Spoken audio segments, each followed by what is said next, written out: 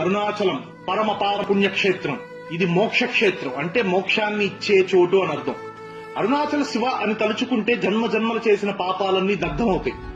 అసలు జన్మ ఎందుకు ఎత్తావురా అంటే బండిట పుస్తకాలు మోస్తూ బాల్యంలో, కంప్యూటర్ల మధ్య బానిసలా యవ్వనంలో, చావు కోసం ఎదురు చూస్తూ ఉసూరుమని బతికే బతుకు వృద్ధాప్యంలో. అది కాదు. అసలు ఈ జీవన పోరాటంలో ఒక్కసారైనా అరుణాచలం దర్శించుకోకపోతే నీది మనిషి పుట్టుక కాదు అని అర్థం. అలా అని ఎవరు పడితే వారు శివభక్తులు కాలేరు, ఎవరు పడితే వారు అరుణాచలంలోనూ అడుగు పెట్టలేరు. అరుణాచలంలో అడుగు పెట్టావంటే శివుడు అనుగ్రహించినట్టే.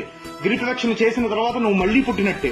రమణ మహర్షి ఆశ్రమంలో కూర్చొని 11 సార్లు అరుణాచల శివాయ ఓం నమ శివాయ అని ధ్యానం చేస్తే నీ కోరిక నేరుగా రమణులు వారు శివుడికి చెప్తారు అని నమ్ముతారు. నమ్మటం ఏంటి, అది నిజం కూడా.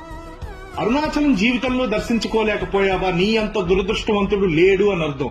ఆ అనుభూతి అనుభవించలేకపోయావా, అది నీ కర్మ అని అర్థం.